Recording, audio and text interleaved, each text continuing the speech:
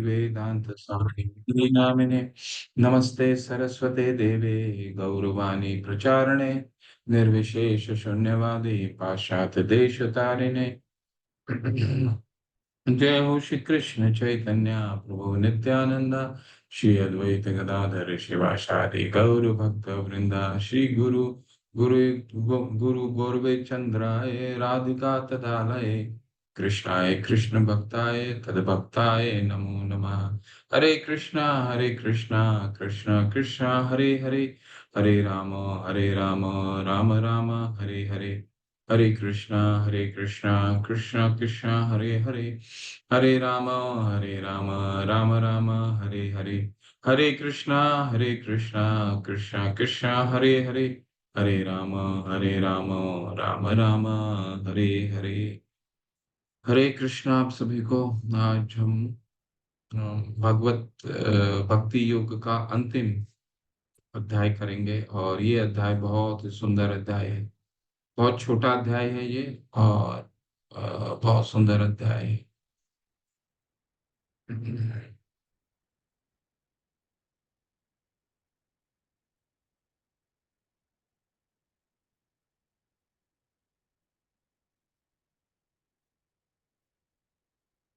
कल भगवान ने 8वें और 7वें अध्याय में भगवान जहाँ से भक्ति शुरू योग शुरू होता है उसमें क्या भगवान ने बताया। सबसे पहले भगवान ने अपनी शक्तियों के बारे में बताया, ऐश्वर्य के बारे में बताया, 4 प्रकार के लोग जो भगवान की शरण ग्रहण करते हैं, 4 प्रकार के लोग जो शरण ग्रहण नहीं करते हैं उसके बारे में बताया। फिर 8वें अध्याय में भगवान ने क्या बताया, अंत काल में कोई भगवान को किस तरह स्मरण कर सकता है, ठीक है, मृत्यु से कैसे अभय पा सकता है, इसके बारे में 8वें अध्याय में विशद चर्चा हुई। इसके बाद भक्ति कैसे की जाए, भगवान की मोस्ट कॉन्फिडेंशियल नॉलेज, गुह्य ज्ञान, उसका अध्ययन हमने 9वें अध्याय में किया।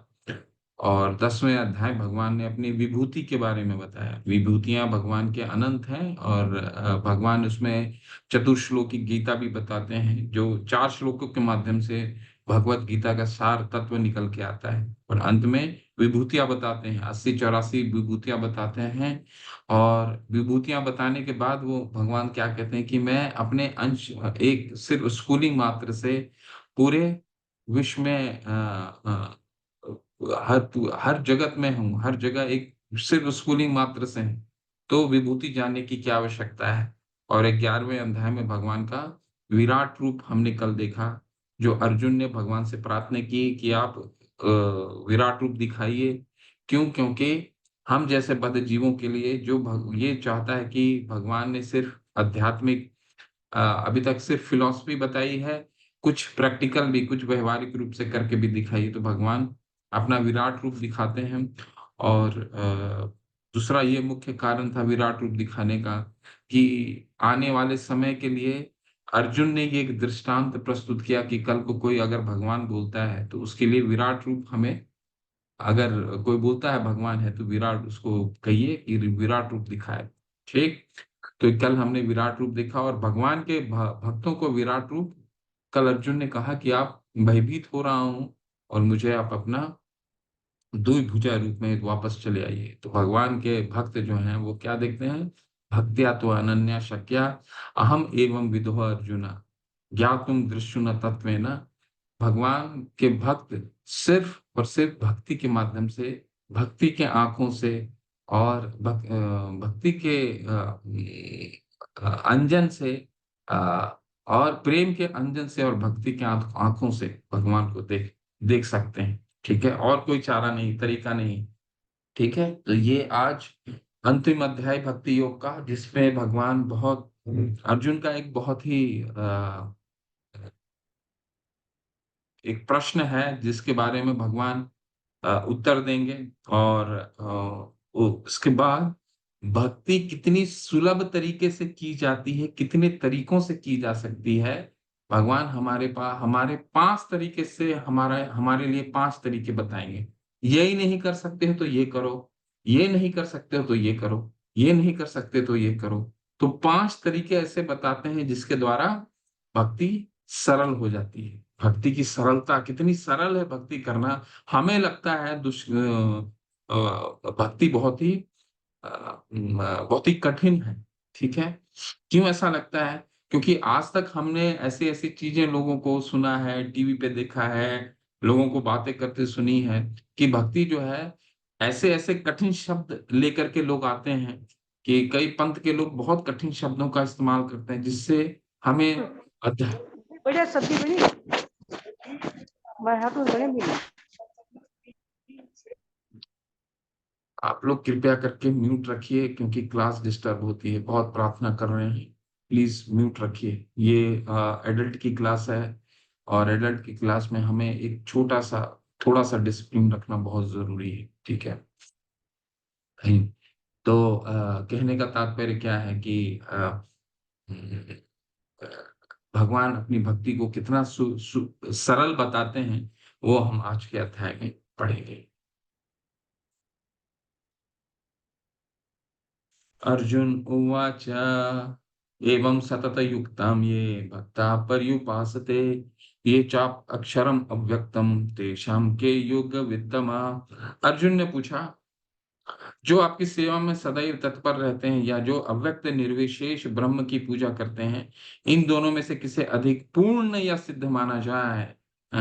अर्जुन का प्रश्न है, बहुत यूनिक प्रश्न है और कई पंथ के लोग ये बात मानते हैं कि भगवान जो है निर्विशेष हैं। निर्विशेष का क्या मतलब है? आज उसका हम विस्तार से उस पे अध्ययन करेंगे। निर्विशेष क्या होता है? मायावादी क्या होता है?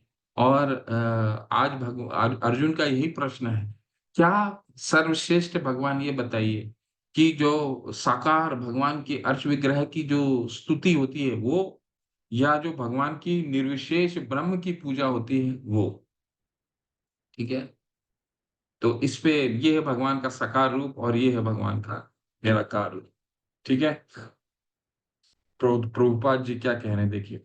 सामान्यतः अध्यात्मवादियों के 2 श्रेणियों में विभाजित किया जा सकता है। आध्यात्मवादी कौन होते हैं? जो भगवान को अध्यात्म के द्वारा जानने का प्रयास करते हैं। तो इनको 2 श्रेणियों में विभाजित किया जा सकता है। प्रभुपाद जी अपने तात्पर्य में लिखते हैं। क्या लिखते हैं? पहला, निर्विशेषवादी तथा सगुणवादी। सगुणवादी भक्ति अपने पूर्ण संपूर्ण शक्ति से परमेश्वर की सेवा करता है। निर्विशेषवादी भी कृष्ण की सेवा करता है किंतु प्रत्यक्ष रूप से न करके वह अप्रत्यक्ष ब्रह्म का ध्यान करता है। इस अध्याय में हम देखेंगे कि परम सत्य की अनुभूति की विभिन्न विधियों में भक्ति योग सर्वोत्कृष्ट है। यदि कोई भगवान की सानिध्य चाहता है तो उसे भक्ति करनी चाहिए। जो लोग भक्ति के द्वारा परमेश्वर की प्रत्यक्ष सेवा करते हैं वह सगुणवादी कहलाते हैं। जो लोग निर्विशेष ब्रह्म का ध्यान करते हैं वे निर्विशेषवादी कहलाते हैं। यहाँ पे अर्जुन पूछता है कि इन दोनों में से कौन श्रेष्ठ है, और यद्यपि परम सत्य के साक्षात्कार के अनेक साधन हैं किंतु इस अध्याय में कृष्ण भक्ति योग को सबों में श्रेष्ठ बताते हैं। कहने का क्या तात्पर्य है कि कई पंथ के लोग, आप भी जानते होंगे, कई पंथ के लोग भगवान के साकार रूप पे बस साकार रूप को नहीं मानते हैं। वो क्या मानते हैं कि भगवान निराकार हैं, भगवान एक ब्रह्म ज्योति है, एक लाइट है, एक एक ज्योति है, ठीक है? ये मानते हैं, ठीक है? तो अर्जुन का क्या प्रश्न है कि दोनों में सर्वश्रेष्ठ क्या है? कि भगवान जो आपकी निराकार ब्रह्म की पूजा करता है या जो आपका स्वयं अर्च विग्रह आपका पूजा करता है, साकार रूप की पूजा करता है। ब्रह्म जो मायावादी किसको कहा जाता है? मायावादी जो ब्रह्म के भगवान के निराकार रूप की आराधना करते हैं। वो ऐसा मानते हैं कि भगवान का साकार रूप है ही नहीं। ठीक है? तो इसी पे चर्चा है आज। आज भगवान पहले आज आज का अध्याय जो है सिर्फ 20 श्लोक का है, ठीक है? लेकिन इतना महत्वपूर्ण अध्याय है 20 श्लोकों में, भगवान कितने सिद्धांत को स्थापित करते हैं इस अध्याय में। 3 मुख्य सिद्धांत हैं आज के अध्याय में। पहला, कौन-सा सर्वश्रेष्ठ है? निराकारवादी सर्वश्रेष्ठ है। भगवान की जो साकार भगवान की जो निराकार की आराधना करते हैं वो सर्वश्रेष्ठ है, या साकार भगवान की साकार पूजा का सर्वश्रेष्ठ है, ये एक सिद्धांत है। दूसरा सिद्धांत है भक्ति कितनी सरलता से की जा सकती है। Plan A, plan B, plan C, plan D, plan E, 5 तरीके से भगवान कहते हैं ये नहीं हो सकता, ये करो, ये नहीं हो सकता, ये करो। और इसके बाद भगवान बताते हैं उनको भक्तों में क्या गुण विशेष देखते हैं। तो ये 3 मुख्य सिद्धांतों पे आज चर्चा है। ठीक है? पहले सिद्धांत पे हम चर्चा करते हैं। श्री भगवान उवाच मय्यावेशमनो ये माम नित्ययुक्ता उपासते श्रद्धा पर्युपेतास ते मे युक्तमो मतः। श्री भगवान ने कहा, जो लोग अपने मन को मेरे सकार रूप में एकाग्र करते हैं और अत्यंत श्रद्धा पूर्वक मेरी पूजा करने में सदैव लगे रहते हैं, वे मेरे द्वारा परम सिद्ध माने जाते हैं। साकार पूजा की सबसे पहले भगवान दोनों की तुलना करेंगे। सकार पूजा क्या है, निराकार पूजा क्या है, दोनों की तुलना करेंगे और फिर दोनों में सर्वोच्चता को स्थापित करेंगे। तो पहले साकार पूजा, भगवान कहते हैं साकार पूजा जो मेरी साकार रूप का एकाग्र करता है, मुझे सजाता है, मेरे लिए फूल माला लगाता है, मैं जहाँ रहता हूँ मंदिरों का मार्जन करता है, उसको सफाई करता है, मेरे लिए प्रसाद लगा, मेरे लिए भोग बनाता है, मुझे प्रसाद चढ़ाता है, मेरे सामने कीर्तन करता है, मेरे सामने नाचता है, मुझे प्रसन्न करने की कोशिश करता है, वो वो मेरे परम सिद्ध माने जाते हैं। ठीक है? सकार पूजा में कितना एक्टिविटी है, देखिए सकार पूजा में कितनी एक्टिविटी है। ठीक है? भगवान को सजाना, भगवान को भगवान का अभिषेक करना, भगवान को स्नान कराना, भगवान को अच्छे-अच्छे वस्त्र पहनाना, उनके लिए स्वादिष्ट भोजन तैयार करना, उनको भोग अर्पित करना, उनका मंदिर सजाना, ये भगवान का साकार पूजा है। ठीक है? भगवान का निराकार पूजा क्या है? लेकिन जो लोग अपनी इंद्रियों को वश में करके तथा सबों के प्रति समभाव रहकर परम सत्य की निराकार कल्पना के अंतर्गत उसे अव्यक्त की पूरी तरह से पूजा करते हैं, जो इंद्रियों की अनुभूति के परे हैं, सर्वव्यापी हैं, अकल्पनीय हैं, अपरिवर्तनीय हैं, अचल तथा ध्रुव हैं, वे समस्त लोगों के कल्याण में संलग्न रहकर अंततः मुझे प्राप्त करते हैं। पहला मार्ग तो सकार पूजा हो गया। दूसरा मार्ग क्या हुआ? निराकार पूजा। उसको भी भगवान कह रहे हैं, वो भी मुझे आते हैं। उसमें वो क्या-क्या करते हैं? जो ध्यान योग छठे अध्याय में हमने पढ़ा, यम, नियम, आसन, प्राणायाम, प्रत्याहार, धारणा, ध्यान, समाधि, 8 स्टेप प्रोसेस। 8 स्टेप प्रोसेस में वो क्या करता है व्यक्ति? कोई सकार पूजा तो करता नहीं है। भगवान में अपना चित्त एकाग्र करता है, भौतिक अपनी सारी इंद्रियों को निग्रह करता है, इंद्रियों से सभी सेंसेस को कंट्रोल करता है। कैसे करता है? इन 8 नियमों के द्वारा करता है। ठीक है? प्राणायाम लेता है, अच्छा जगह बैठता है, प्रत्याहार यानी सारी भौतिक धारणाओं का त्याग देता है। फिर धारणा यानी कि भगवान में चित्त एकाग्र करता है, फिर ध्यान लगाता है और समाधि के स्तर तक पहुँचता है और फिर अपने हृदय में परमात्मा का साक्षात्कार करता है। तो ये जो प्रोसेस है, इसमें भी भगवान कह रहे हैं अंततः मुझ तक पहुंचता है, लेकिन अभी दोनों में कह रहे हैं, वो भी पहुंचता है और ये भी पहुंचता है, वो भी सिद्ध करता है, ये भी सिद्धि तक पहुंचता है। ठीक है? दोनों का अपना अपना भगवान ने तर्क रख दिया, दोनों पहुंच जाते हैं। ठीक है? परंतु अब तुलना करेंगे, दोनों में सर्वश्रेष्ठ क्या है? तो ये जो श्लोक है, 5वां श्लोक, ये दोनों में से सर्वोच्चता को स्थापित करता है। कलेशो अधिकतरस्तेषां अव्यक्तासक्त चेतसाम् अव्यक्ता ही गतिर्दुःखम् देह अवधिरवाप्यते। जिन लोगों के मन परमेश्वर के अव्यक्त निराकार स्वरूप के प्रति आसक्त है, उनके लिए प्रगति कर पाना अत्यंत कष्टप्रद है। देहधारियों के लिए उस क्षेत्र में प्रगति कर पाना सदैव दुष्कर होता है। भगवान कह रहे हैं, जो निराकार की पूजा करता है, निराकार की पूजा का क्या मतलब हो गया? कि जो कुछ है ही नहीं उस पे चित्त एकाग्र करना। ठीक है? तो सोच करके मन में एक कल्पना कीजिए कि किसी भी ऐसी वस्तु का चिंतन करना, किसी ऐसे पुरुष का चिंतन करना जो है ही नहीं, अपने आप में कितना कठिन है। क्यों क्यों कठिन है? क्योंकि हमारा जन्म एक शरीर रूपी धारी है, हम शरीर रूपनीय में। तो हमारा जीवन का जो शुरुआत से ही हम एक साकार रूप की कल्पना करते हैं। प्रभुपाद जी अपने तात्पर्य में लिखते हैं, एक साकार रूप का कल्पना हमेशा रहता है। तो एक बिना रूप के पुरुष पे चित्त लगाना बहुत कठिन है। ठीक है? पहला। दूसरा, वो मार्ग बहुत कठिन है। कैसे कठिन है? वो कलेशों भरा है, कलेशों अधिकतर रसतेषां। क्यों? क्योंकि कुछ वहां पे एक्टिविटी नहीं है। क्या एक्टिविटी नहीं है? यहाँ तो एक्टिविटी है से भरा हुआ है। सकार पूजा का एक्टिविटी देखिए, कितना एक्टिविटी है। ठीक है, सुबह उठता है, भगवान को मार्जन करता है, भगवान का आरती होता है, मंगल आरती होता है, सारे भक्त नाचते हैं, संसार दावा नलली ढलो का कारण है कारुण घना घना तम। इसके बाद नरसिंह आरती होती है, तुलसी आरती होती है, भगवान को भोग अर्पित होता है। ठीक है, भगवान को आरती होता है, इसके बाद कीर्तन होता है, इसके बाद तो कितना एक्टिविटी है। परंतु जो निराकार है, जो निर्विशेषवादी की पूजा है, वो क्या है? कितना कलेशों भरा है। वो भगवान के निराकार रूप में चित्त एकाग्र करता है।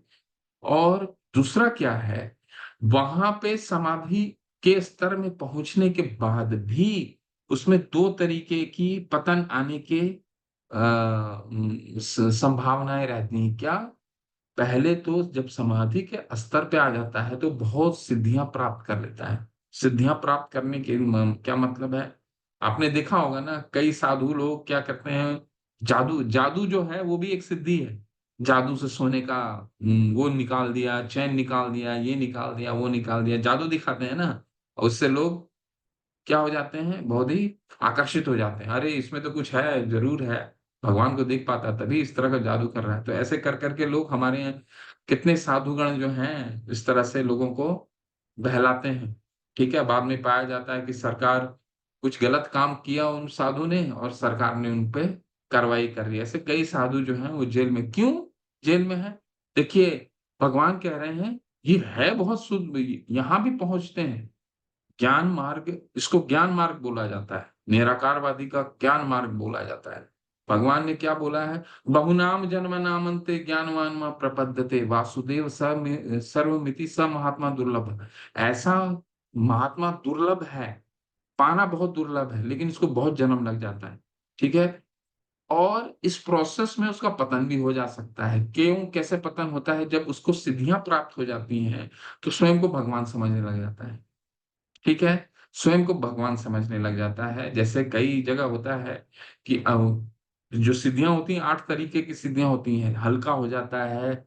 और ऐसे तो अपने एक उंगली से पत्थर के अंदर जा सकता है, दूसरे ग्रहों तक जा सकता है। ऐसी ऐसी सिद्धियां प्राप्त हैं। अनीमा लघिमा, हल्का हो सकता है, पानी के ऊपर चल सकता है। परंतु और जब इस तरह की सिद्धियां प्राप्त कर लेता है तो उसमें परमात्मा बनने, भगवान बनने की तलब आ जाती है। यानी पतन हो गया ना, क्योंकि इसमें चाहत आ गया। ठीक है, तो यहाँ पतन हो गया। दूसरा क्या है, कलेशो भरा क्यों है ये? कलेशो भरा इसीलिए है कि वहां पे एक बार पहुंच भी गया, मान लीजिए ब्रह्म अवस्था में, तो वहां पे कोई एक्टिविटी नहीं दिखता है। ठीक है, कई जगह आपने देखा होगा कि एक हमारे राधानाथ स्वामी महाराज, हिज ग्रेस परम परम पूज्य राधानाथ स्वामी महाराज बताते हैं कि एक बार उन्होंने जेन होता है ना, बुद्धिज्म, उन्होंने हर तरह का अपनाया। तो बुद्धिज्म का एक सेमिनार में गए थे, तो उस सेमिनार में उनको बोला गया, जो वहाँ के जो गुरु थे उन्होंने बोला कि तुम दीवाल, जो दीवाल है, उस दीवाल का जो जमीन से लगा हुआ दीवाल का जो जहां पे जॉइंट होता है, उस जॉइंट पे फोकस करो, उस जॉइंट पे अपना चित्त एकाग्र करो। सभी, वो सेमिनार था, चित्त एकाग्र करो। तो कई लोग उसमें चित्त, पूरे टाइम लोगों ने चित्त एकाग्र किया। पर वो प्रभु बताते हैं, महाराज बताते हैं कि पता नहीं चला, मुझे 2-3 घंटे हो गए लेकिन कुछ पता ही नहीं चला क्या हुआ। तो कहने का तात्पर्य ये है, कहने का तात्पर्य ये है कि यहाँ पे एक्टिविटी नहीं है तो पतन होने के बहुत चांसेस है। इसलिए ये मार्ग क्या है? कलेशों भरा है। और ये तो सकार मार्ग तो एक्टिविटी से भरा है। इसलिए प्रभुपाद जी क्या कहते हैं, तात्पर्य पढ़ेंगे तो कहते हैं कि एक लेटर बॉक्स है। पहले के टाइम में क्या होता था, जब पोस्ट ऑफिस में हम लेटर, पहले तो ईमेल व्हाट्सएप होते नहीं थे, तो लेटर बॉक्स के द्वारा ही लेटर दिया जाता था। तो लेटर बॉक्स में लेटर डाल दीजिए। दो तरीके के लेटर बॉक्स होते थे, एक तो अधिकृत होते थे जो पोस्ट ऑफिस द्वारा अधिकृत किए जाते थे, और एक दूसरा प्राइवेट वाले भी डाला करते थे। तो लोग क्या कहते हैं, लोग क्या करते थे, कोशिश करते थे कि जो अधिकृत है उसमें ही चिट्ठी डाला जाए, क्योंकि क्या होता है, अधिकृत में चिट्ठी डालने से अपने गंतव्य तक पहुंचने का पूरा पूरी अनुमान रहता है। परंतु प्राइवेट वाले में चिट्ठी डालेंगे तो उसमें हो सकता पहुंचे, हो सकता नहीं पहुंचे। ठीक है। ठीक उसी तरह अगर भगवान की हम साकार की पूजा करते हैं, साक्षात्कार भगवान के अर्च विग्रह की हम पूजा करते हैं, तो भगवान अर्च विग्रह हमारे लिए, भगवान इस भौतिक जगत में हमारी सुविधा के लिए अर्च विग्रह के रूप में आए हैं। देखिए भगवान क्या कहते हैं, हमने क्या पढ़ा कि इस ब्रह्मांड में हर एक वस्तु में भगवान है, हर एक कण में भगवान है। तो जहां भगवान है वहां तो वो भौतिक हो ही नहीं सकता चीज। तो सारा ये ब्रह्मांड, ये भौतिक जगत भी आध्यात्मिक है। भगवान तो हर जगह है ना, हमारे शरीर में भी है, तो हम भी आध्यात्मिक है, लेकिन हम ये जड़ वस्तु के चक्कर में हम भौतिक हो गए। एक एक कण में भगवान है, यानी सभी कुछ आध्यात्मिक है, परंतु ये हम भौतिक संसार में आकर के हमारा पतन हुआ। ठीक है। तो इसीलिए सकार पूजा जो है, भगवान हर चीज को, हर भौतिक चीज को आध्यात्मिक बना सकते हैं। तो जो अर्च विग्रह है, जो मंदिरों में अर्च विग्रह होते हैं, कोई सामान्य नहीं होते हैं, भगवान हमारे लिए अर्च विग्रह के रूप में आते हैं, क्योंकि भगवान किसी भी चीज को भौतिक से आध्यात्मिक बना सकते हैं। तो या मिट्टी की हो, या लोहे की हो, या धातु की हो, लकड़े की हो, भगवान उसको आध्यात्मिक बना सकते हैं। ठीक है। तो अर्च विग्रह को कोई मूर्ति पूजन बोलता है, तो इससे बड़ा कोई फॉलन सोल नहीं है। क्यों? क्योंकि इस जड़ जगत में तो कोई भी चीज जड़ है ही नहीं, सारे आध्यात्मिक हैं, सब में भगवान है। तो मूर्ति में, एक अर्च विग्रह में कैसे नहीं भगवान हो सकते हैं? ठीक है। भगवान तो एक एक कण में है। तो भगवान हमारे लिए सुविधा के लिए अर्च विग्रह में आते हैं, और हमारी प्रार्थना स्वीकार करने के लिए अर्च विग्रह के द्वारा वो हमारे लिए सुविधा प्रदान करते हैं। नहीं तो हम तो भगवान को ढूंढ ही नहीं पाएंगे। ठीक है। इसलिए सकार पूजा जो है वो सर्वश्रेष्ठ है।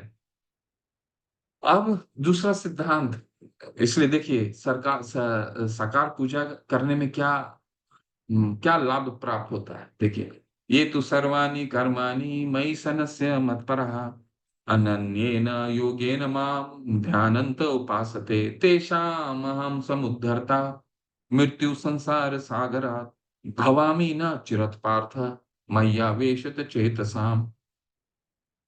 जो अपने सारे कार्यों को मुझ में अर्पित करके तथा अविचलित भाव से मेरी भक्ति करते हुए मेरी पूजा करते हैं, और अपने चितों को मुझ पर स्थित करके निरंतर मेरा ध्यान करते हैं, उनके लिए हे पार्थ, मैं जन्म मृत्यु के सागर से शीघ्र उद्धार करने वाला हूं। जो ज्ञान मार्ग लेता है, वो अपना मार्ग खुद चुनता है, वो खुद चुनता है, और खुद वैकुंठ लोक में ऐसी सिद्धियां प्राप्त कर सकता है, जो वैकुंठ लोक में या समाधि के स्तर पे जाता है तो वो वैकुंठ लोक में स्वयं जा सकता है, चाहता भी है। परंतु जो भगवान की भक्ति करता है, ठीक है, उसके लिए भगवान तस्याम तेषाम अहम समुद्धरता मृत्यु संसार सागरात, ये जो जितना भी भौतिक जगत है वो क्या है, वो सागर है, समुद्र, लेकिन किस चीज का? मृत्यु का, दुखों का। और ऐसे समुद्र में भगवान भक्तों को स्वयं खुद लेने आते हैं। ठीक है। इसीलिए भगवान ने क्या कहा 8वें अध्याय में, कि कोई बात नहीं, अंत काले च मामेव स्मरण मुक्त्वा कलेवरम यह प्रयाति सदमत भावम यान्ति नास्त्र संशय। भगवान कहते हैं अंत काल में जो मुझे स्मरण करेगा वो मेरी गति को प्राप्त, मुझे मेरे धाम आएगा, इसमें कोई संशय नहीं है। ठीक है। कोई संशय नहीं है। परंतु कोई ऐसा भी हो सकता है कि अंत काल, कोई भक्त का ऐसा अंत आए जो जिस समय वो भगवान का स्मरण नहीं करता, ऐसा कई भक्तों के साथ होता है। तो उसके लिए भगवान क्या है, क्या उसको भगवान छोड़ देते हैं? भगवान भवामी न चिरत पाता, भगवान स्वयं उसको इस लेने के लिए आते हैं। ठीक है। भक्तों के साथ ये लाभ है, भगवान स्वयं उसको इस संसार से लेने के लिए आते हैं। ठीक है। चलिए, अब भक्ति कैसे करें इसका 5 स्टेप प्रोसेस। सबसे पहला क्या है?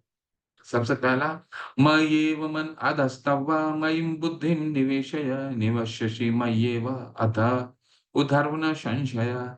मुझ भगवान में अपने चित्त को स्थिर करो और अपनी सारी बुद्धि मुझ में लगाओ। इस प्रकार तुम निसंदेह मुझ में सदैव वास करोगे। तो भगवान दूसरे अध्याय में भक्ति योग को बुद्धि योग भी बोलते हैं। तो भगवान सबसे पहला मार्ग बता रहे हैं भक्ति करने का। क्या अभी तक हमने क्या पढ़ा?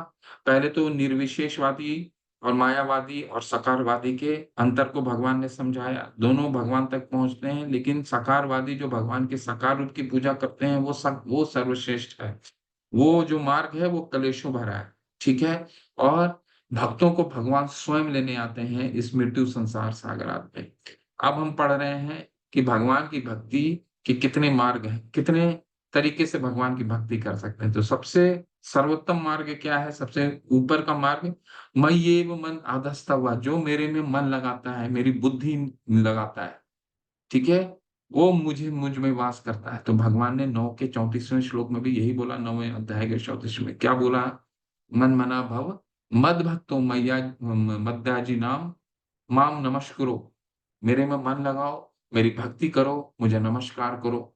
आज वही चीज बोल रहे हैं, मयि मन आधस्ता हुआ मयि बुद्ध निवेशिया। मेरे में मन लगाओ, मेरे में बुद्धि लगाओ। ठीक है। बुद्धि लगाने से क्या होगा? जब हम भगवान पे बुद्धि लगाएंगे तो हमको ये चीज समझ में आ जाएगी कि हम जो भी कर रहे हैं भगवान के लिए करना है। यद करोषि यदश्नासि यद जुहोषि ददासि यद। हम जो भी कर रहे हैं, क्योंकि हम बुद्धि, एक तो मन भी लगा रहे हैं, दूसरा बुद्धि भी लगा रहे हैं। मन के ऊपर बुद्धि है। ठीक है। हमने पढ़ा था 5वां अध्याय में, तीसरे अध्याय के अंत में, कि सबसे पहले है ज्ञान इंद्रियां है। ज्ञान इंद्रियां का लगाम कौन है? घोड़ा का वो तस्वीर अगर आपको याद हो, 5 घोड़े हैं, 5 ज्ञान इंद्रियां। उसका लगाम कौन कौन है? मन। मन के ऊपर सारथी कौन है? बुद्धि। बुद्धि के ऊपर कौन है? आत्मा। तो मन लग गया और बुद्धि भी निवेशी है, बुद्धि भी लगा दिया भगवान पे। बुद्धि कैसे लगेगा? भगवान के लिए कर्म करेगा, सब कुछ को भगवान को अर्पित कर देगा, भगवान की चीज को समझ करके ग्रहण करेगा। ठीक है। तो ये सबसे कुछ सर्वोत्तम उपाय है। भगवान में हमेशा चित्त एकाग्र करो। लेकिन हमारे मन में ये चीज आ सकता है कि हमने तो भक्ति शुरू की है, हर समय भगवान का कैसे मन लगाए? भगवान का तो हरे कृष्ण का महामंत्र करते हैं, उसमें मन ही नहीं लगता है। भगवान में तो चित्त एकाग्र करना बहुत मुश्किल है। सुबह से शाम हम इतने कार्य करते हैं, उस कार्य, वही कार्य हमारे दिमाग में चलते रहता, तो भगवान में कहाँ से मन लगेगा? ठीक है। तो भगवान बताते कोई बात नहीं। दूसरा स्टेप है, देखिए, अथ चित्तम समाधातुम न शोकनोषि मयि स्थिरम अभ्यास योगेन ततु माम इच्छा तुम धनंजय। हे अर्जुन, हे धनंजय, यदि तुम अपने चित्त को अविचल भाव से मुझ पर स्थित नहीं कर सकते, तो तुम भक्ति योग के विधि विधानों का पालन करो। इस प्रकार तुम मुझे प्राप्त करने की चाह उत्पन्न करो। ठीक है। मन अगर नहीं लगता भगवान में, तो भगवान कहते हैं कोई बात नहीं, क्या करो? मेरी भक्ति करो, भक्ति के नियमों का पालन करो। हमारे आचार्य ने, आप जब लेवल 3 में जाएंगे, इसके बाद जब लेवल 3 में जाएंगे तो नेक्टर ऑफ डिवोशन, भक्ति भक्ति रसामृत सिंधु करके भगवान हमारे एक आचार्य, सबसे प्रमुख आचार्य श्री रूप गोस्वामी पाद ने लिखा है। वो ग्रंथ को बहुत सुंदर ग्रंथ है, और इस्कॉन में रूल बुक की तरह उसको इस्तेमाल किया जाता है भक्ति के लिए। तो उसमें आचार्य हमें बताते हैं क्या करना है, भक्ति की क्या विधियां हैं। सुबह उठना है, मंगल आरती करना है, 16 माला का जप करना है, भगवान को अभिषेक करना है, भगवान के लिए प्रसाद बनाना है, भोग अर्पित करना है, भगवान के सामने कीर्तन करना है, सुबह करना है, शाम करना है। ठीक है।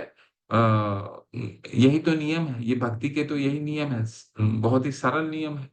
तो भगवान कह रहे हैं कि कोई बात नहीं, शुरू में अगर मेरे में मन नहीं लगता है तो भक्ति के नियम का पालन करो। क्योंकि भक्ति के नियम का पालन करते करते करते करते एक समय ऐसा आएगा कि भगवान का हर समय मन लगे, भगवान का हर समय मन मना, भगवान हमारे हमेशा चित्र में चित्त में हमेशा हम उनको याद कर पाएंगे। ठीक है, एक ही चीज आप बार बार करते रहते हैं, ठीक है, वैदिक भक्ति के नियमों को बार बार करते रहते हैं, तो वो मन, वो जो चीज है आपके मन में घर कर जाता है, फिर उससे प्रेम होने लगता है। और जिस चीज से आपका प्रेम हो गया, उससे आपका मन हमेशा आनंदित रहेगा, यानी वो मन में हमेशा आता रहेगा। ठीक है, तो दूसरा क्या है, भक्ति करिए, भक्ति के नियमों का पालन कीजिए। लेकिन शुरू शुरू में भक्ति के नियमों का पालन भी बहुत कठिन है, तो क्या करना चाहिए? अभ्यास से अपि असमर्थोऽसि मत कर समर्थोऽसि, समर्थ हैं, अब भक्ति का अभ्यास करने में भी असमर्थ हैं, तो क्या करना चाहिए? मत अभ्यासो अपि असमर्थोऽसि मत कर्म परमो भव मदर्थम अपि कर्माणि कुर्वन् कुर्वन् सिद्धिम अवाप्स्यसि। यदि तुम भक्ति योग के विधि विधानों का भी अभ्यास नहीं कर सकते, तो मेरे लिए कर्म करने का प्रयत्न करो, क्योंकि मेरे लिए कर्म करने से तुम पूर्ण अवस्था को प्राप्त होगे। कोई बात नहीं, अगर तुम मेरे लिए, मेरे मन मेरे में नहीं लगा सकते हो, मेरी भक्ति भी नहीं कर सकते हो, तो क्या करो, मेरे लिए कर्म करो। कर्म करने का क्या मतलब है?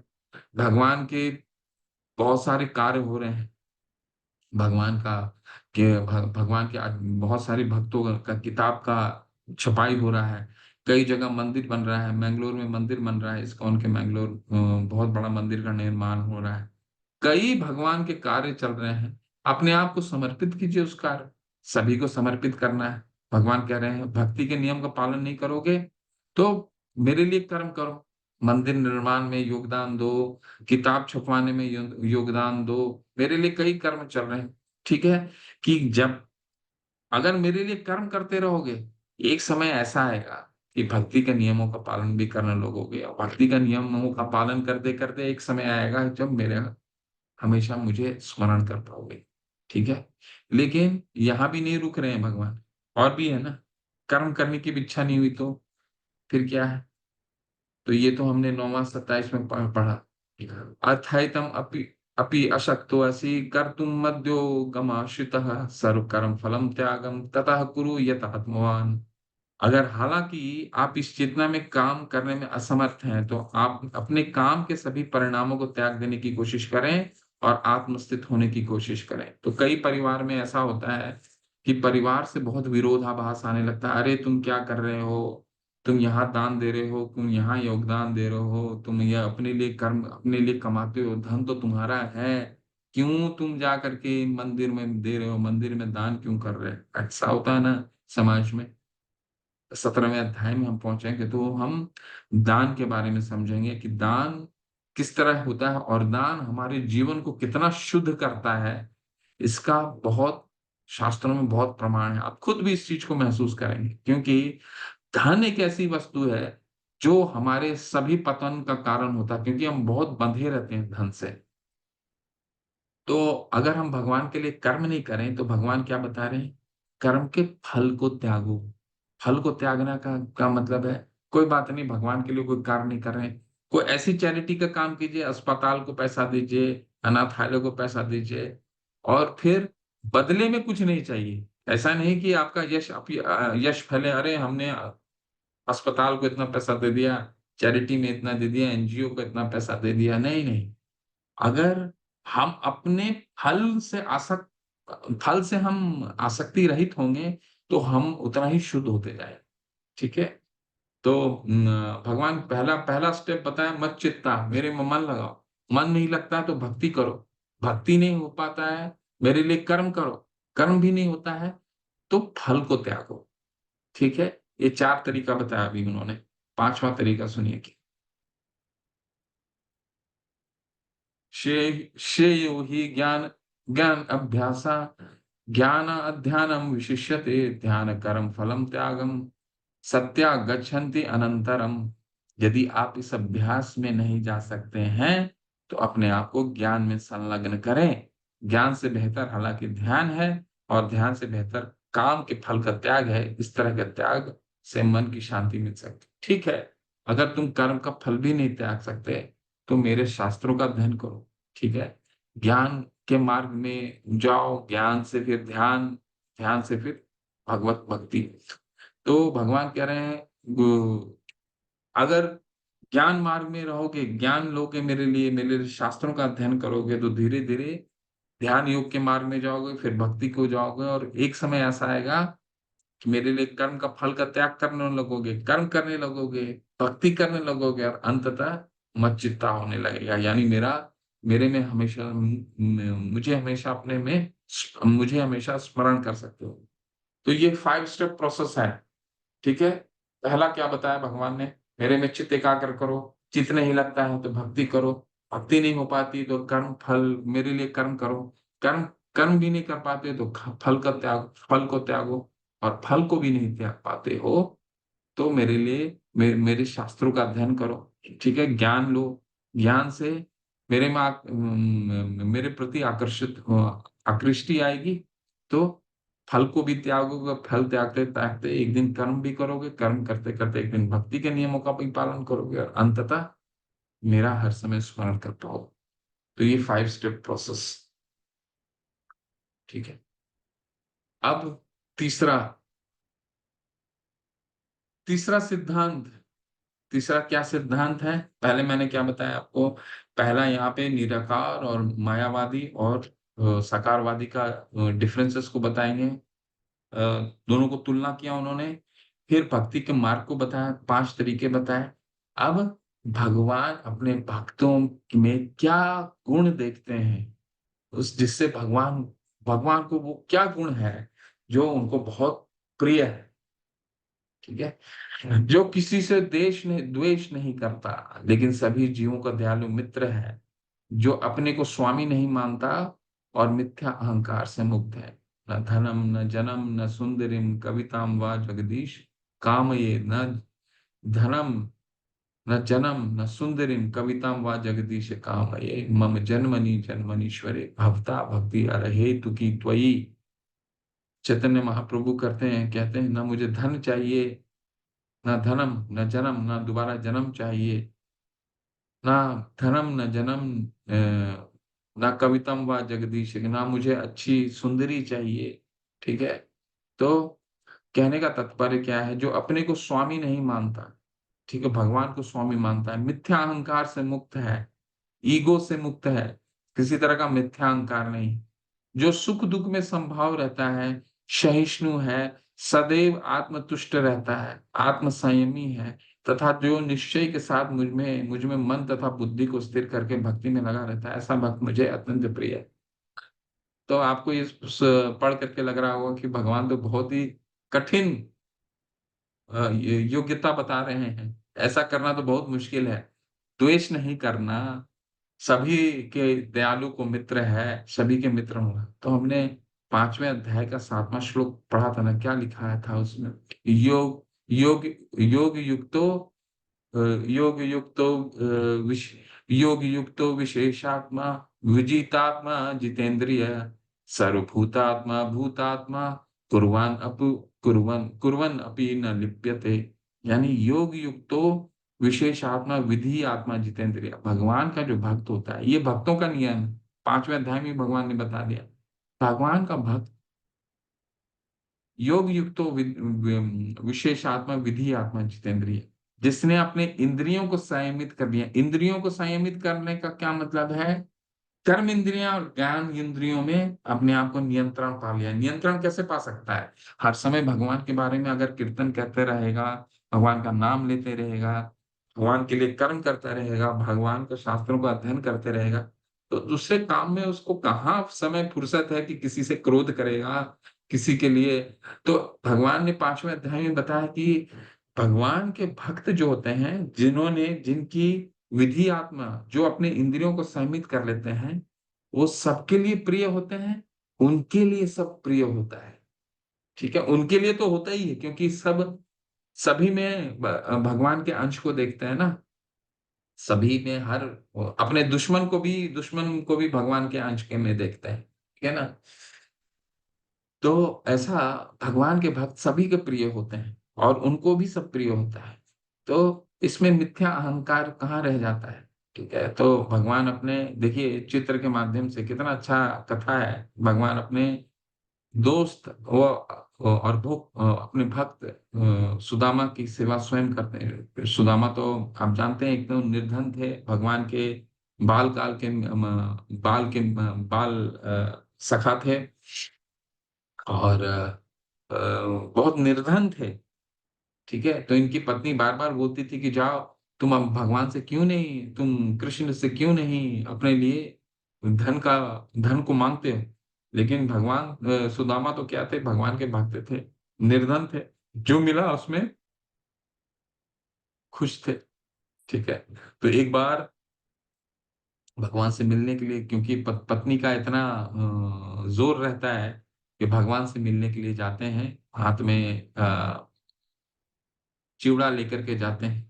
ठीक है, तो भगवान उनको स्वयं आमंत्रित करते हैं और उनको पैर को धोते हैं। ठीक है, कहने का तात्पर्य क्या है कि भगवान अपने भक्तों में क्या गुण देखते हैं, जो अपनी इंद्रियों को संयमित कर लिया है, ना किसी से द्वेष करता है, सबका दयालु मित्र है, सुख दुख में समभाव रहता है, शीतोष्ण सुख दुखदा। भगवान ने दूसरे अध्याय में यही बताया था ना अर्जुन को कि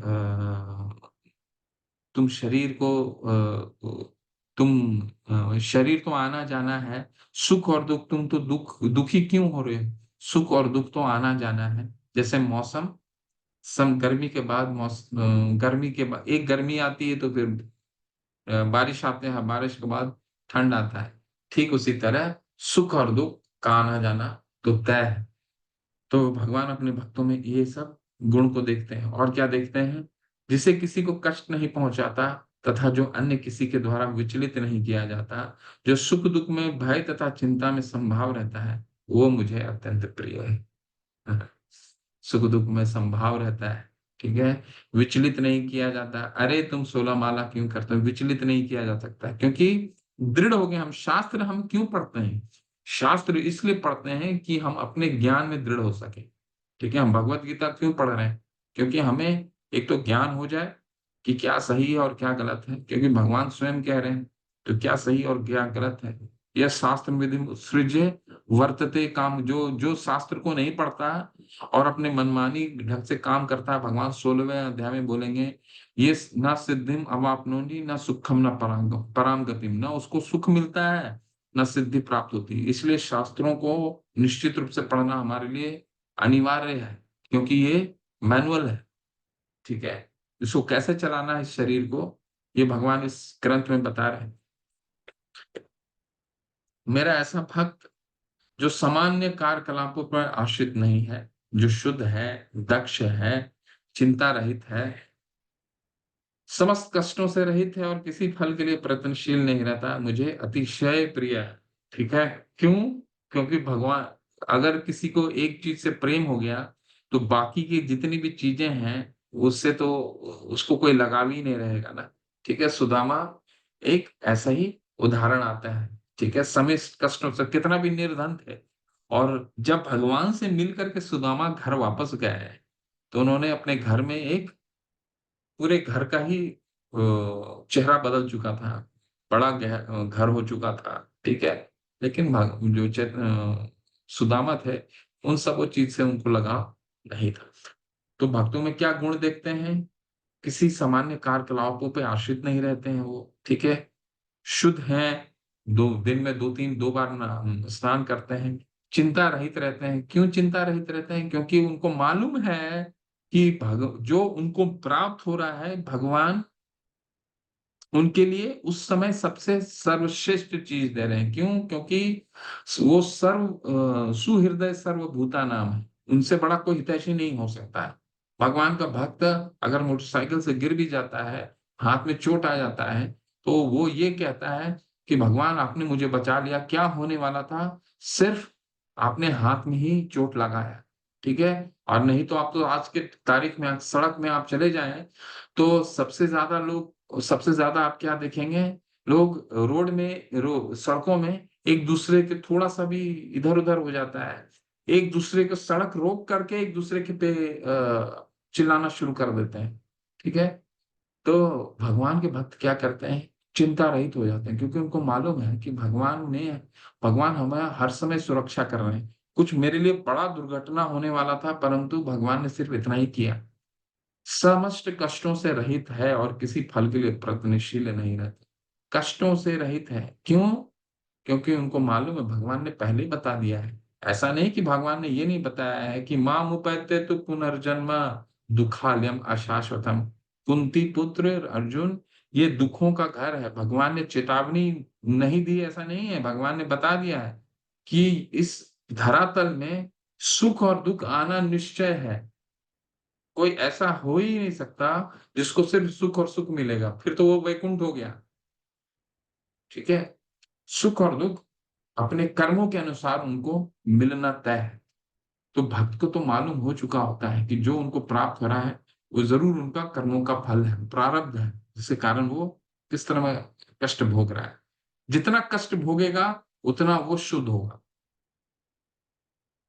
ठीक है, किसी फल के लिए प्रयत्नशील नहीं रहता, मुझे अतिशय प्रिय है। तो फल के लिए प्रिय नहीं रहता, लेकिन आपके मन में आएगा कि अरे हम कर्म करें, फल का प्रिय नहीं रहे, कोई चिंता मत कीजिए। भगवान, जैसे मैंने आपको बताया था, जितने भी जीव हैं सबको पालन करते हैं भगवान। हाथी चिंतित रहता है क्या? नहीं रहता, फिर भी भोजन मिलता है ना उसको, भोजन मिलता है। फिर हमें चिंता रहने की क्या आवश्यकता? भगवान ने हमें हमें बस कार्य करने की आवश्यकता है। प्रयत्नशील, तो फल के प्रति हमारे हमें प्रयत्नशील करने की आवश्यकता है नहीं है। जो न कभी हर्षित होता है, न शोक करता है, जो न पछताता है, न इच्छा करता है, तथा शुभ तथा अशुभ दोनों प्रकार की वस्तुओं का परित्याग कर देता है, ऐसा भक्त मुझे अत्यंत प्रिय है। देखिए, भक्त प्रहलाद प्रहलाद महाराज, भक्त शिरोमणि प्रहलाद महाराज अपने पिता के द्वारा कितने द्वार हिरण्यकशिपु उनकी के उनके साथ उनको मारने के लिए क्या नहीं किया। हाथी से कुचलवाने का प्रयास किया, सर्पों के बीच में उनका विष से उनको मारने का प्रयास किया, अपनी बहन के द्वारा अग्नि में जलाकर मारने का प्रयास किया। तो कई तरह के उसने षड्यंत्र रचे अपने पुत्र को मारने के लिए, परंतु क्या हुआ? भक्त शिरोमणि प्रहलाद वो हताहत तो हुए नहीं, लेकिन जब भगवान नरसिंह देव भी आए तब भी उनकी प्रार्थना ही करते हैं, उनके बीच में उनके लिए प्रार्थना संस्तुति करते हैं। जो मित्रों तथा शत्रुओं के लिए समान है, जो मान तथा अपमान, शीत तथा गर्मी, सुख तथा दुख, यश तथा अपयश में संभाव रखता है, जो दूषित संगति से सदैव मुक्त रहता है, जो सदैव मौन और किसी भी वस्तु से संतुष्ट रहता है, जो किसी प्रकार के घर बाहर की परवाह नहीं करता, जो ज्ञान ज्ञान में दृढ़ है और जो भक्ति में संलग्न है, ऐसा पुरुष मुझे अत्यंत प्रिय है। तो आपके मन में आ रहा होगा, भगवान बहुत ज्यादा कंडीशन डाल रहे हैं। देखिए, अगर हम भक्ति के नियमों का पालन करेंगे तो आपको ये पता चलेगा कि ये सब जो कैरेक्टरिस्टिक है, ये अपने आप स्वतः ही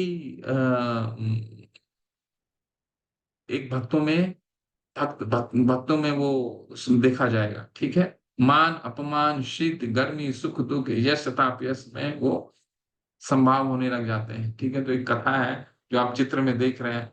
ठीक है, अ, जी,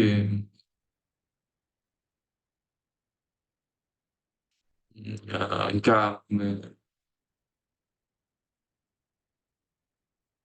क्या नाम था? हाँ, मेरे दिमाग से भी निकल गया है। तो अम्बरीश महाराज को। अम्बरीश अम्बरीश महाराज, हरी महाराज। हरी हरी हरी हरी हरी। तो अम्बरीश महाराज और इनके बीच कौन थे ये? दुर्वासा माता दुर्वासा ऋषि। दुर्वासा ऋषि, हरी हरी, दुर्वासा ऋषि।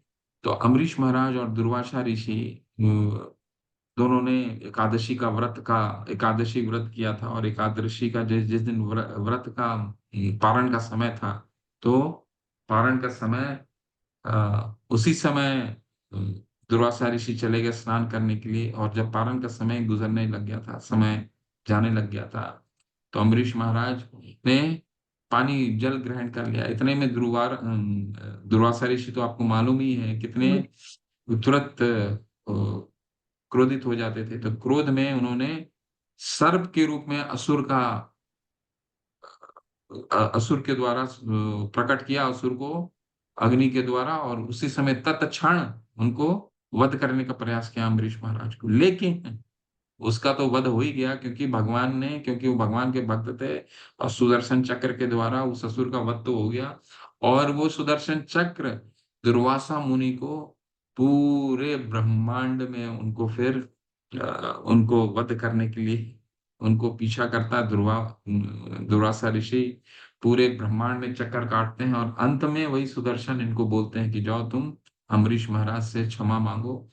एक भक्त ही क्षमा कर सकता है, भगवान क्षमा नहीं कर सकते, ठीक है। भक्त, क्योंकि भगवान भक्तों के द्वारा ही क्षमा करवाते हैं। फिर अम्बरीश महाराज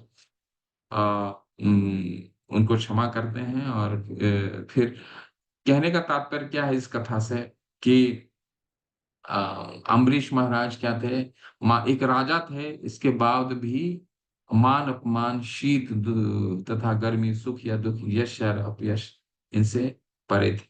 ठीक है, तो ये कुछ क्वालिटी होती है, ये कुछ गुण हैं जो भगवान के भक्त में भगवान भगवान को बहुत प्रिय है। ये तो धर्मामृतम इदम यथो युक्तम पर्युपासते शब्दानां मत्परमा भक्तो अस्तीत्व में प्रिय। जो इस भक्ति के अमर पथ का अनुसरण करते हैं और जो मुझे ही अपने चरम लक्ष्य बनाकर श्रद्धा सहित पूर्ण रूपेण संलग्न रहते हैं, वे भक्त मुझे अत्यधिक प्रिय हैं। तो छोटी सी कथा है। तो आज मुझे बहुत कुछ स्मरण नहीं आ रहा है, ठीक है। तो एक छोटी सी बिल मंगल ठाकुर की कथा आती है। बिल मंगल ठाकुर जो चित्र में आप देख रहे हैं, बिलू मंगल ठाकुर, आ, इनकी अपनी कथा बहुत रोचक कथा है, बहुत ही करुणामय कथा। कि ये एक वेश्या से बहुत ही आसक्त थे।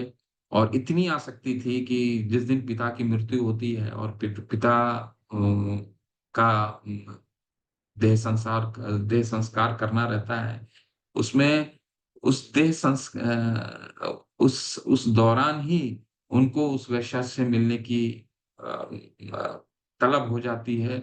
और उनको वहां पुरोहित उनको मना करते रहते हैं और तूफान भी आते रहता है, फिर भी उसी समय वो उनसे मिलने के लिए चले जाते हैं।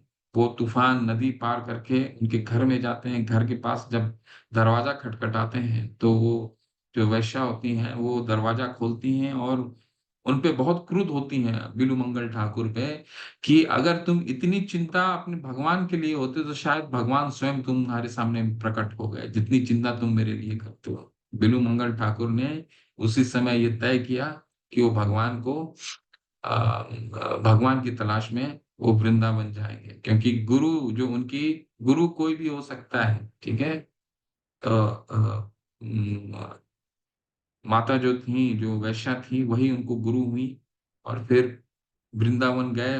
बीच में उनका आसक्ति फिर एक माता के साथ हुआ, एक फैमिली में रहने गए, वहां फिर उनकी आसक्ति हुई। और इस बार उन्होंने क्या किया, इस बार उन्होंने आसक्ति एक जिस फैमिली में गए, उस फैमिली की जो वहां पे स्त्री थी उनके साथ ही उनकी आसक्ति होने लग गई। तो अपनी आंखों को खुद उन्होंने हताहत कर लिया, उसको फोड़ लिया। और ताकि जिसके कारण वो इतना उनको भक्ति में जो रोड़ा पड़ रहा था, उनके कारण फिर उन्होंने आंखों को अपना हताहत किया और फिर वृंदावन गए। और वृंदावन में फिर भगवान का स्वयं का दर्शन किया उन्होंने, बाल गोपाल के रूप में। इनकी बहुत कथा है, उतना कथा में हम लोग नहीं जाएंगे। पर कहने का तात्पर्य क्या है, कहने का तात्पर्य है कि भगवान का जो भक्ति का अमर पथ का अनुसरण करते हैं, मुझे ही अपना परम लक्ष्य बनाकर श्रद्धा सहित पूर्ण रूपेण संलग्न रहते हैं, ये भक्त मुझे अत्यधिक प्रिय है। तो भगवान को क्या चाहिए, भगवान अपने भक्त में क्या ढूंढते हैं, मन बना मद भक्तो मद्याची माम नमस्करो मामेवेश्वाची वियुक्त एवं आत्मानम मत परायणा। भगवान अपने भक्तों में ऐसे गुण देखते हैं जो हर समय भगवान पे चित्त लगा सके। ठीक है। हरे कृष्णा श्रील प्रभु, ये आपका प्रभुपाद जी के कुछ शब्द हैं इस अध्याय के बारे में। इस अध्याय में परम सत्य की जो निराकार धारणा वर्णित है, उसकी संस्तुति उस समय तक के लिए की गई है जब तक मनुष्य आत्म साक्षात्कार के लिए अपने आप को समर्पित नहीं कर देता है। दूसरे शब्दों में, जब तक उसे शुद्ध भक्तों की संगति करने का अवसर प्राप्त नहीं होता, तभी तक निराकार की धारणा लाभप्रद हो सकती है। परम सत्य की निराकार धारणा में मनुष्य कर्म फल के बिना कर्म करता है और आत्मा तथा पदार्थ की ज्ञान प्राप्त करने के लिए ध्यान करता है। ये तभी तक आवश्यक है तब तक शुद्ध भक्ति की संगति प्राप्त न हो। सौभाग्यवश यदि कोई शुद्ध भक्ति में सीधे कृष्ण भावनामृत में संलग्न हो तो उसे आत्म साक्षात्कार के इतने सोपान पार नहीं करने होते। भगवत गीता के मध्य के 6 अध्याय में जिस प्रकार भक्ति का वर्णन हुआ है वह अत्यंत हृदयग्राही है। तो भगवान अपने ये प्रभुपाद जी अपने इस लेख के लेख इन तात्पर्यों में क्या समझाने की कोशिश कर रहे हैं? इन तात्पर्यों में हमें ये समझाने की कोशिश कर रहे हैं कि निराकार भगवान की पूजा तभी तक कोई संभव है जब तक भक्तों का संग नहीं मिलता है। जहां भक्तों का संग मिला उसकी भक्ति का नदी में। हरे कृष्णा। अवश्य।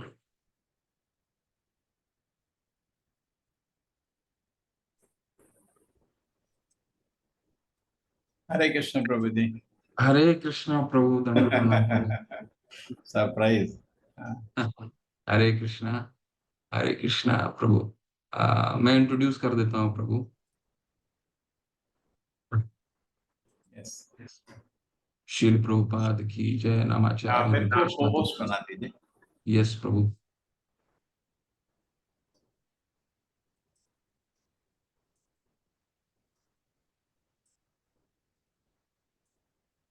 हरे कृष्णा सभी भक्तों को। हमारे साथ अभी जुड़े हैं हिज ग्रेस नामानिष्ठा दास प्रभु, जो जो ये कोर्स का संचालन हो रहा है वो मैंगलोर इस्कॉन मैंगलोर के द्वारा संचालित है और ये इस मंदिर के प्रेसिडेंट हैं प्रभु। ये कोर्स करीबन 2020 से शुरू हुआ है और प्रभु इस कोर्स के पूरे संचालन करता है और करीबन 10 लाख से अधिक लोग इस से लाभान्वित हो चुके हैं। प्रभु भौतिक जगत में इन शिक्षा के रूप में ये वह आईआईटी कानपुर जैसे उच्च संस्थान के से इन्होंने अपना शिक्षा ग्रहण किया है और इन्फोसिस जैसे एक बहुराष्ट्रीय कंपनी में कार्यरत थे। फिर हम जैसे बद्ध जीवों को उद्धार करने के लिए इन्होंने पूरा जीवन इस पूरे मिशन को समर्पित किया। तो कुछ इस बहुत बड़ा मंदिर का निर्माण हो रहा है, तो आप सभी से प्रभु कुछ जरूर 2 शब्द कहेंगे। हरे कृष्ण प्रभु। हरे कृष्ण प्रभु जी। हरे कृष्णा प्रभु जी, सादर प्रणाम। हरे कृष्ण। देखिए ये एक हमारा इवेंट आ रहा है बहुत बड़ा, मंदिर का उद्घाटन होने वाला है। ठीक है, अगस्त 18-19 बहुत ही शुभ अवसर होता है भगवान का जब प्रतिष्ठापना होता है उसको देखने का। अभी आप लोगों के हिंदी डिपार्टमेंट को तो बहुत सेवा दी है। पूरा प्रसादम बनाना, डिस्ट्रीब्यूट करना, क्लीनिंग करना, एक किचन नहीं, मिनिमम 3 के पास है। तो आप लोग भी आइए, बहुत काम है। ठीक है, सब लोग आइए। सबसे इम्पोर्टेंट होता है प्रसाद का वितरण, पब्लिक को, डिवोटीज को, भगवान के लिए भोग चढ़ना, बहुत काम है। ठीक है, तो हिंदी डिपार्टमेंट को मैंने ये काम दिया है। तो आप लोग आइए, बहुत अच्छा अवसर रहेगा 18-19 का। इसके लिए हमने सिस्टम भी बनाया हुआ है, जिसको आने हैं प्रभु जी बता देंगे कैसे आप खुद अरेंजमेंट कर सकते हैं। अच्छा, हमको करना है तो हमको एक रजिस्ट्रेशन करना पड़ेगा। ओके, ये पहला चीज है। दूसरा चीज है अपना जो ये हमारा प्रोजेक्ट है,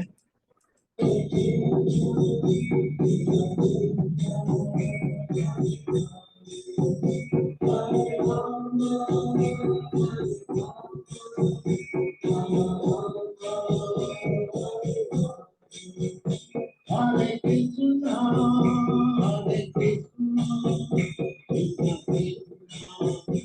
कृष्ण हरे हरे हरे राम हरे राम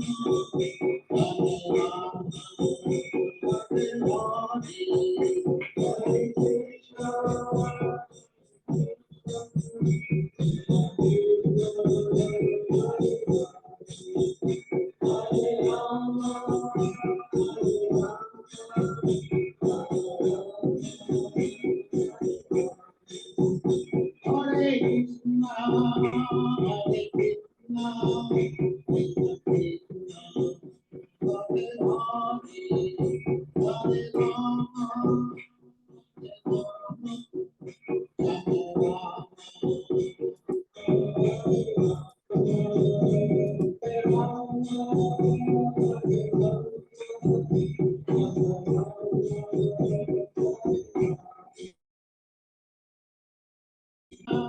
ठीक है, ये थोड़ा आपका टेम्पल के बारे में।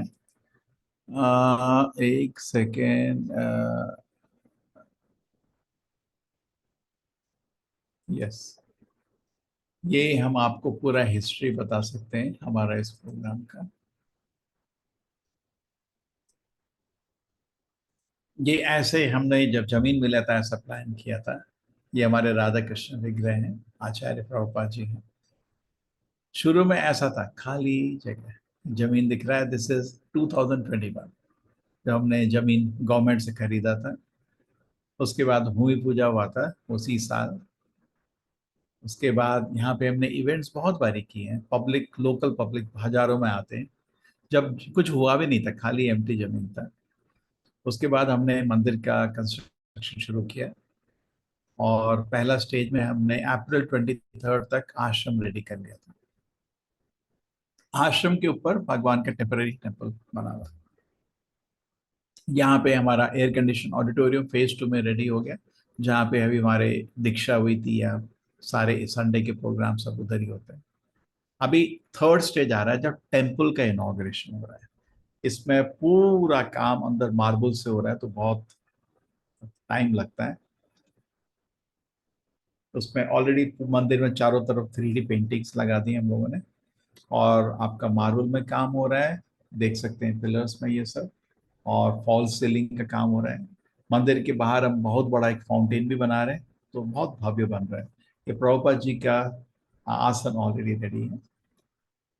और सबसे इम्पोर्टेंट काम अभी भी चल रहा है, वो है हमारे मंदिर के पीछे बड़ा कॉलेज। वो एक्चुअली टेम्पल का भी डबल साइज है उसका। ठीक है, तो फेज 1 जो था हमारा कंप्लीट हो गया, फेज 2 भी कंप्लीट हो गया। फेज 3 मेन टेम्पल हॉल अभी अगस्त 19 को इनॉग्रेट होगा। तो मेरी सबसे विनती अवसर है, और हम लोग करीब करीब मे बी 60% फंड रेज कर चुके हैं। और इंटरेस्टिंग चीज, इस फंड रेजिंग के लिए हम किसी सेठ को मिलने नहीं गए, कुछ लोग आए हैं। ये हमारे लोकल लोग हैं। मोहनदास भाई आपने सुना होगा, ये इन्फोसिस में थे पहले, बाकी तो को आप नहीं जानते होंगे। तो इट्स गोइंग वेरी वेल, अच्छा चल रहा है, और सब कुछ चला है एक 18 डे कोर्स की वजह से। हम लोगों ने गीता को पढ़ाया, जैसे अभी प्रभु जी पढ़ा रहे हैं। उसके बाद वो लोग पूछते हैं, स्वामी जी को दक्षिणा दे सकते हैं? नहीं नहीं, आप मंदिर को दे दीजिए। इस तरह ये मंदिर बनाया, सब लोगों ने अपना मेहनत टेम्पल के लिए दिया। That's all this temple has come. Hare Krishna. हमने वेबसाइट में भी एक लिंक बनाया हुआ है, जिसमें आपको सारे तरह की सेवा से आर अवेलेबल। ठीक है, so I put that link. Prabhu ji आप भी व्हाट्सएप में लिंक शेयर कर देना। This is from the website. इसमें आपके ऑल सेवा, so small to big, all are available. Done. Yes किसी को प्रभु। कुछ प्रश्न है? आज का चैप्टर तो बहुत अच्छा चैप्टर है। किसी को प्रश्न है? 12 चैप्टर भक्ति योग सबको समझ आ गया?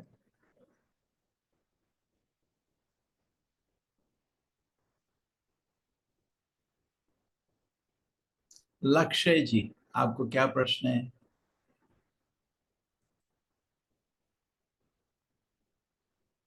हरे कृष्णा प्रभु जी, दंडवत प्रणाम। यस। या। प्रभु जी मेरा गौर श्याम दास है, तो एक्चुअली बेटे के नाम से आज मुझे वो नाम आ रहा है। मैं और सती देवी हम दोनों अटेंड करते हैं। प्रभु जी जैसे इस चैप्टर में प्रभु जी बता रहे, बहुत अच्छा बताया। जैसे मायावाद है, निराकारवाद है और निर्विशेष है। जो थोड़ा इसमें थोड़ा सा ये एक ही चीज है या कुछ डिफरेंस भी है इसमें? थोड़ा सा यहाँ थोड़ा कंफ्यूज हो जाते हैं। नहीं, लेवल 1 में सबको बराबर। में क्या होता है कि कोई जैसे मायावाद मतलब अपराध शुरू हो गया है। मायावाद में देखिए, एक दो तरह के हमेशा सिद्धांत रहे हैं। भगवान का रूप है या भगवान का रूप नहीं है, निराकारवादी और सकारवादी। तो वैष्णव लोग भगवान को श्याम सुंदर, बहुत सुंदर रूप में पूजा करते हैं। और निराकारवादी एक ब्रह्म है, सब जगह मिल गए, हम भी उससे मिल गए, जैसे नदी समुद्र से मिली, हम भी भगवान से मिल गए। लोग ऐसे पूजा करते हैं। ठीक है, तो ये इसमें जब शुरुआत होती है तो अपराध नहीं होता है। ठीक है भाई, हम भगवान स्वीकार करते हैं भगवान का रूप है, नहीं है। लेकिन आगे जाके अपराध शुरू हो जाते हैं। मैं भी भगवान हूँ, ये अपराध है। भगवान को अपने लेवल में ले, हमारे जैसे ही थे भगवान, तो लोग अपराध करना शुरू कर देते हैं, फिर इम्पर्सनल से मायावाद बनना शुरू हो जाते हैं। ठीक है, निर्विशेषवादी इम्पर्सनलिस्ट हुआ, मायावादी कृष्ण अपराधी, मायावादी अपराध करना शुरू कर देता है। वो बोलता है भगवान भी माया है, भगवान की लीला भी माया है, सब कुछ माया है। वो अपराध होता है, भगवान की लीला माया नहीं है। आप क्यों अभी सुदामा की लीला सुन रहे हैं, क्यों अभी हाँ जी। बिल्लो वगैरह ठाकर की लीला सुन रहे थे, वो कि माया नहीं है, वो सत्य है। ठीक है, ठीक है प्रभु जी, इम्पर्सनलिज्म बिगनिंग है, लेकिन जनरली अपराध में चला जाता है जी आजकल। प्रभु जी। ठीक है, जैसे चार कुमार थे जो चार कुमार थे जो भगवान का दर्शन किए, वो हाँ जी। अपराधी नहीं थे, वो इतना जानते थे हम शरीर नहीं आत्मा है, लेकिन भगवान का दर्शन नहीं किया, वो अपराधी नहीं थे। ठीक है, अपराधी हो क्या भगवान का दर्शन नहीं कर सकते। ठीक है प्रभु जी, थोड़ा थोड़ा भेद है। हाँ नहीं, ठीक है प्रभु जी, क्लियर हो गया, थैंक यू प्रभु जी। एक पॉइंट क्लियर हुआ। ठीक है, हाँ जी। इम्पर्सनलिस्ट कभी कभी मायावादी बन जाते हैं, फिर अपराधी हो जाते हैं। जी जस्ट प्रभु। इम्पर्सनलिस्ट ऐसा इतना बड़ा अपराध नहीं है। ठीक है भाई, उसका ध्यान भगवान में निराकार रूप में है। ठीक है, लेकिन अपराध नहीं कर रहा। ओके, हरे कृष्णा हरे माता कृष्ण। जी, हरे कृष्णा। हरे कृष्ण प्रभु जी। हाँ मेरा प्रश्न था, प्रभु जी ने बहुत अच्छे से समझाया, पर मैं ये चाह रही थी जानना कि हम गृहस्थी में रहकर बहुत कामों में उलझे हुए रहते हैं, तो सुगम तरीके से, सुलभ तरीके से किस तरह से हम भक्ति कर सके। गृहस्थ के लिए 4-5 नियम है।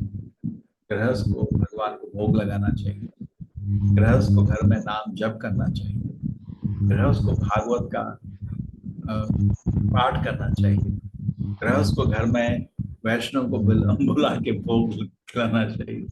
तो ये अगर आप कोई भी गृहस्थ और मंदिर घर को एक धाम की तरह पवित्र बनाना, तो गृहस्थ जीवन की सफल। ठीक है, आश्रम है, आश्रम मतलब इधर भी पवित्रता है, लेकिन पवित्रता पाने के लिए इधर आपको बड़े नियम पालने हैं। ठीक है, तो बहुत सिंपल चीज है। ऑलरेडी आप गीता भागवत सुन रहे, एक काम तो हो गया 5 में से। दूसरा काम, आप हरि नाम का जाप शुरू कर दीजिए, हर दिन आधा घंटा एटलीस्ट ध्यान से नाम जप करिए, नाम स्मरण करिए। ठीक है, ऐसे करके भागवत का स्मरण हो गया। उसके बाद भक्तों की सेवा करिए, भगवान की पूजा करिए घर में। ऐसे करके प्रभुपाद जी ने 4-5 नियम बताए हैं, वो अगर आप करेंगे तो गृहस्थ जीवन भी एक आश्रम बन जाएगा, पवित्र स्थल जहाँ आध्यात्मिक प्रगति होता है। ठीक है, ठीक है, ठीक है प्रभु जी, हरे कृष्ण। हरे कृष्णा। तो संभव है। ठीक है, ऐसा नहीं, आजकल क्या है ना, ब्रह्मचारी होना थोड़ा मुश्किल है, क्योंकि एक तो माँ बाप के भी एक ही दो बच्चे होते हैं, तो छोड़ेंगे तो है नहीं। तो गृहस्थी प्रैक्टिकल है सबके लिए, समाज के लिए। तो गृहस्थ में रह के अगर आप नियम पालन करेंगे, मूलतः ध्यान से हरि नाम को जाप करेंगे। रावण ने बोला मैं सब कुछ गृहस्थी छोड़ के आपके साथ आना चाहता हूँ, चैतन्य महाप्रभु ने बोला नहीं, स्थाने से चाहो वहीं रहो और ध्यान से हरि नाम का जाप करो। ठीक है, तो चैतन्य महाप्रभु का आदेश है, हमको घर गृहस्थी से छोड़ के भागने की जरूरत नहीं है, जहाँ पे हैं वहां पे ध्यान से हरि का नाम जाप करो। ठीक है माता जी, तो गृहस्थ हाँ, जीवन में लेकिन कोई बंधन नहीं है, उससे आपकी भक्ति नहीं रुकने वाली। लेकिन आप अगर नाम का आश्रय लेंगे, नाम आश्रय, एक मेरे दोस्त का नाम था नामाश्रय, नामाश्रय बन जाएंगे तो आपको सफल हो जाएगा गृहस्थ जीवन। हरे कृष्ण। ठीक है, तो किसी भी जगह जहाँ आप सहूलियत हो हम रह सकते हैं। गृहस्थ जीवन सहूलियत है, घर है, आपको सुरक्षा है, खाने पीने का अरेंजमेंट है, सोने का अरेंजमेंट है, हो गया। अब आप ध्यान से भगवान की कृपा मानिए, सबको है ना, सबको तो नहीं मिलता ये सब, भगवान ने आपको ये सब दिया है। आप इसका फायदा उठा के, जो आपके पास समय है उस समय का फायदा उठाइए और भगवत भक्ति को डेवलप करिए। उस समय का सदुपयोग करेंगे, या समय आपको हाथ में जो उसका दुरुपयोग करेंगे आपके पास है। जैसे कॉलेज में होता है ना, 6 महीने का टाइम होता है सेमेस्टर का, आप उसका सदुपयोग करेंगे गोल्ड मेडल मिलेगा, दुरुपयोग करोगे फेल हो जाओगे। तो आपके हाथ में, अब समय जो आपके हाथ में बचा है इस जीवन का, उसको आप सदुपयोग करेंगे दुरुपयोग करेंगे आपके हाथ में। और आप सदुपयोग करेंगे तो भगवान आपको और भी और भक्ति में स्ट्रांग बनाएंगे। दुरुपयोग करेंगे तो फिर कोई तो देखने वाला है नहीं। आप जब करेंगे नहीं करेंगे कौन देख रहा है ना? या कोई नियम को तोड़ेंगे कौन देख रहा है? लेकिन हमारा भक्ति नष्ट हो जाएगा, जीवन वेस्ट हो जाएगा। ठीक है माता जी, हरे कृष्णा।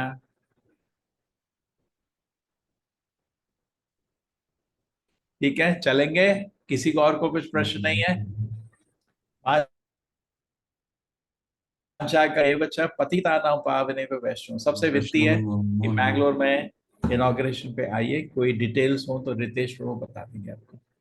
ठीक है रितेश प्रभु जी, हरे कृष्णा। हरे कृष्णा प्रभु। यस प्रभु, सभी लोग एक बार हरे कृष्णा बोल दीजिए। लोग अनम्यूट कर सकते हैं। हरे हरे कृष्णा कृष्णा हरे हरे कृष्णा हरे कृष्णा कृष्णा कृष्णा कृष्णा कृष्णा कृष्णा कृष्णा कृष्णा हरे हरे हरे हरे हरे, हरे हरे राम रामा हरे हरे रामा, राम राम राम। राम रामा हरे हरे। ठीक है, हरे कृष्णा कृष्णा हो कृष्ण गए। कृष्णा कृष्णा हरे हरे हरे कृष्णा कृष्णा प्रभु जी। हरे कृष्ण। हरे हरे कृष्ण प्रभु हरे जी, राम सभी को राम हरे राम कृष्ण। हरे कृष्ण। हरे राम धन्यवाद। हरे राम कृष्ण हरे प्रणाम प्रभु प्रभु जी। जी। हरे कृष्ण प्रभु जी ठीक है, को चलते प्रणाम। हैं। यस प्रभु। हरे कृष्ण प्रभु जी। हरे कृष्ण हरे कृष्ण।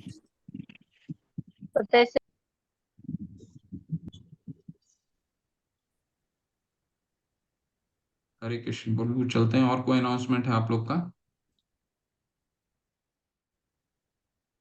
अरविंद प्रभु चल। प्रणाम दंडवत प्रणाम प्रभु जी। आपने बहुत अच्छा इस गीता का पाठ करवाया, धन्यवाद। बहुत अच्छा लगा। मैंने पहले ये गीता का 18 दिन का जो है एक पाठ किया था, उसका जो ऑनलाइन क्विज भी की थी, उसका मैं कुछ भी किया था। अभी जो इसके बाद जो नेक्स्ट लेवल होगा, लेवल 2 होगा, उसके लिए वही सर्टिफिकेट चल जाएगा ना? दोबारा पूछिए प्रभु। हेलो। एक मिनट, दोबारा सबको म्यूट करते हैं, इसके बाद फिर आपसे बात। एक। यस प्रभु, प्रभु आप दोबारा अनम्यूट करके बोलिए प्लीज। हेलो, दंडवत प्रणाम यस। प्रभु जी। हरे हरे धन्यवाद, कृष्ण। बहुत अच्छा आपने पाठ करवाया, धन्यवाद। बहुत अच्छा लगा आपसे सुनकर। अ, मैं पहले भी गीता का पाठ कर चुका हूँ, और आज अच्छा लगा नाम इसका दास प्रभु जी स्वयं आए। मैं 2000 सबसे पहले 2020 में ही इनसे ही पाठ किया था, जो सबसे पहला ऑनलाइन कोर्स हुआ था हरी हरी। उस टाइम पर। उसके बाद जा पाता था, तो अब मैं आ गया। अ, मैंने पिछले बार ही कंप्लीट किया था और क्विज भी कंप्लीट कर ली थी। तो जो अभी जो फिर से मैं दोबारा वो जो लेवल 2 का जो गीता कोर्स है वो दोबारा करना चाहता हूँ, तो पिछला सर्टिफिकेट है वही काम आएगा कि दोबारा से मुझे देनी पड़ेगी फीस? नहीं, काम आ जाएगा प्रभु। आप दूसरा पहले अगर सर्टिफिकेट है आपके पास तो उसको अपलोड कीजिए और लेवल 2 में एंट्री ले सकते हैं, बिल्कुल ले सकते हैं। अच्छा जी, ये अपलोड कहाँ करना पड़ेगा मुझे? प्रभु जी, ये लेवल 2 की लिंक आएगी, अरविंद प्रभु आपको बता देंगे। जैसे ही इसी ग्रुप में बने रहिएगा। वैसे मैं कल इसको बताऊंगा आपको। इसी ग्रुप में बने रहिएगा। इस ग्रुप में लेवल 2 के आपको लिंक आएंगे। और उस लिंक में आप जब जाएंगे तो कहीं शायद एक अपलोड करने का रहता है, अपलोड करने का रहता है ना अरविंद प्रभु? कुछ क्लियर कीजिए इसमें। अपलोड कर दीजिए उस नहीं, लिंक में। अपलोड ऑप्शंस नहीं रहते हैं, लेकिन जैसे हमारे जो कंसर्न टीचर को भेजना रहता है हम्म।